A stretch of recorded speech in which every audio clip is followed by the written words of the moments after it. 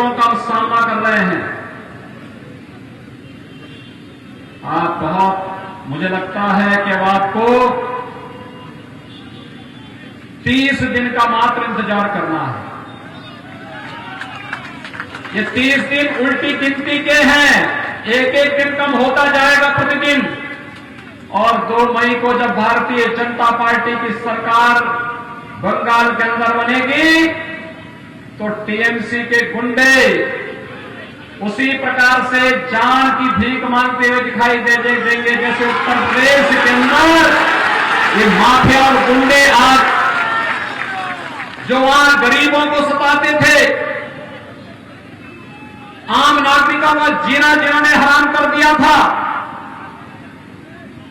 मां बहनों की इज्जत पर जो लोग सेंध लगाने का दुस्साहसिक प्रयास करते थे और व्यापारिक प्रतिष्ठान और सार्वजनिक संपत्तियों पर जो लोग कब्जा करते थे, ठेके पट्टे जबरन हथियाते थे, कैसे आज भीगी बिल्ली बनकर के दुम दबा करके उत्तर प्रदेश के अंदर जान की भीख मांगते हुए दिखाई दे रहे हैं, ऐसे ही टीएमसी के गुंडों का हाल भी बंगाल के अंदर होने वाला है। कानून के दायरे में ला करके इन सभी गुंडों को सजा दिलाने का कार्य होगा। चिंता करने की कोई आवश्यकता नहीं। आपने जो साहस दिखाया है भाजपा के पक्ष में, मैं इसके लिए सचमुच आप सभी का हृदय से अभिनंदन करता हूं, स्वागत करता हूं। और अभिनंदन तो इस बात का, मेरा ये कार्यक्रम स्थगित हो गया था। मुझे बताया गया कि टीएमसी के गुंडे रात भर घूमे हैं, धमकी दे दे करके कहें कि कोई सभा में जाएगा तो हम ये कर देंगे वो कर देंगे।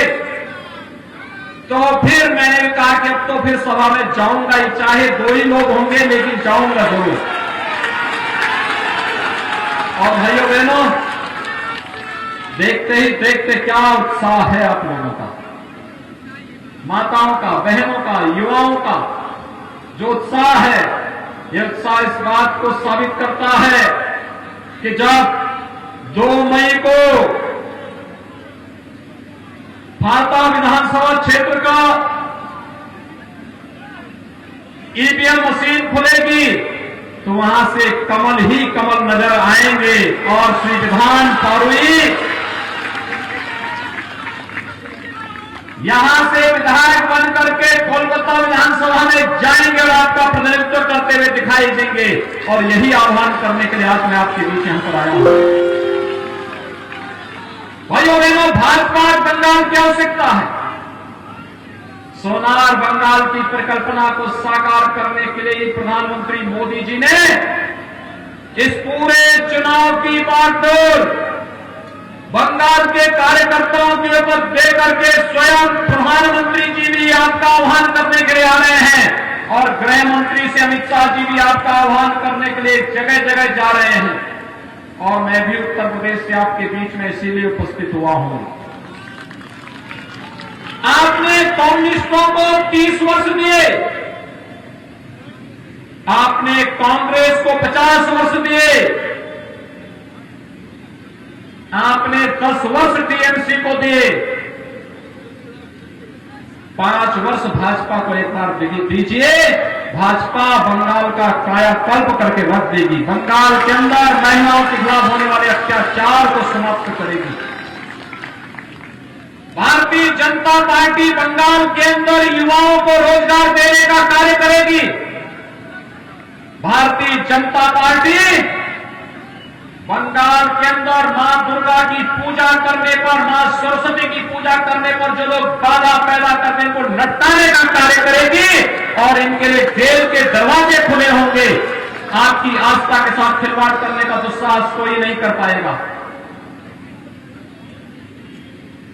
भारतीय जनता पार्टी रोजगार की गारंटी भी देती है, हर गरीब को राशन की सुविधा उपलब्ध कराने की गारंटी देती है, पात्रता की श्रेणी में आने वाले वृद्धजनों को वृद्धावस्था पेंशन की गारंटी देती है, भारतीय जनता पार्टी की सरकार हर गरीब को सिर ढकने के लिए आवास उपलब्ध कराने की गारंटी भी देती है और हर किसान को किसान सम्मान निधि के साथ जोड़ने की गारंटी भी देती है।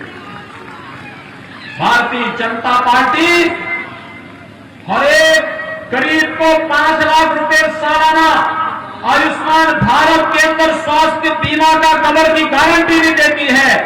और भारतीय जनता पार्टी बंगाल के अंदर बंगाल के हर नागरिक की सुरक्षा और उनके सम्मान की गारंटी भी देती है। और इसीलिए तो हम आए हैं आपके पास में। कोरोना कालखंड में आपने देखा होगा प्रधानमंत्री मोदी जी ने हर गरीब को मुफ्त में राशन उपलब्ध करवाने का कार्य किया। जनधन अकाउंट धारी को 500 रुपए 3 महीने तक लगातार दिया। हर गरीब को रसोई गैस का सिलेंडर मुफ्त में 6 महीने तक उपलब्ध करवाने का कार्य किया। हर एक गरीब को वृद्धावस्था पेंशन, विधवा पेंशन, दिव्यांगजन पेंशन समय से उपलब्ध कराने और कुछ अतिरिक्त धनराशि भी उपलब्ध करवाने का कार्य किया। और कोरोना के व्यवस्थित प्रबंधन के साथ ही पूरे देश के अंदर आज मुफ्त में वैक्सीन लगाने का काम भी प्रधानमंत्री मोदी जी पूरे देश के अंदर कर रहे हैं। भाइयों बहनों, सेवा का जज्बा होना चाहिए और सेवा का जज्बा केवल और केवल भारतीय जनता पार्टी दिखा सकती है। भारतीय जनता पार्टी अपने संकल्प के साथ आज आपके बीच यहां पर उपस्थित हुई है। मैं तो आप सबसे ये कहना चाहूंगा, आपने देखा होगा भाजपा जो कहती है और करके दिखाती है।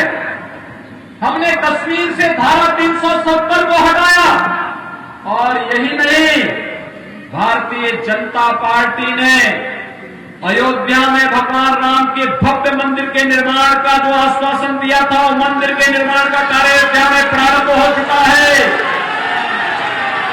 अयोध्या में भगवान राम का भव्य मंदिर का निर्माण कार्य प्रारंभ हो चुका है। हम गरीब कल्याण का कार्य भी करेंगे। इंफ्रास्ट्रक्चर डेवलपमेंट के लिए highway, railway, airport, AIIMS, IIT, IIM, medical colleges की श्रृंखला भी खड़ा करेंगे और आस्था का सम्मान करने का कार्य भी करेंगे। बंगाल के अंदर कोई आपकी भावनाओं के साथ खिलवाड़ करने का दुस्साहस नहीं कर पाएगा।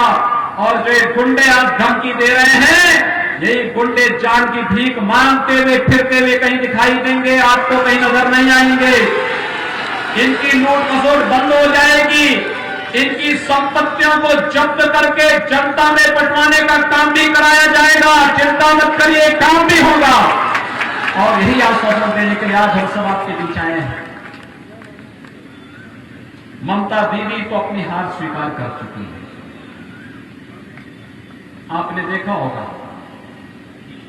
आज जो कह रही हैं कि हम भाजपा का मुकाबला नहीं कर पाएंगे, कह दिया है ना उन्होंने।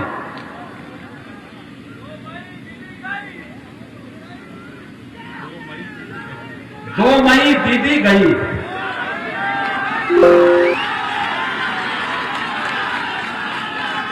यही है, यही सच्चाई है बंगाल की। 2 मई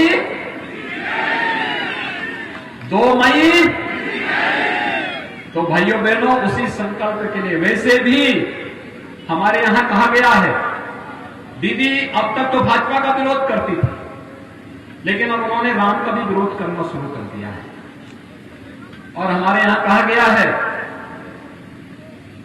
कि जाके प्रिय न राम वेदे ही तजिए ताही कोटि पैरी सम यद्यपि परम स्नेही, यानी जो राम का नहीं वो हमारे किसी काम का नहीं। जो माता सीता भगवान राम का प्रिय नहीं, वो हमारा भले कितना ही प्रिय क्यों न हो, उसको छोड़ देना चाहिए। और जो राम का विरोध करता हो, उसके लिए कोई जगह बंगाल की धरती पर नहीं।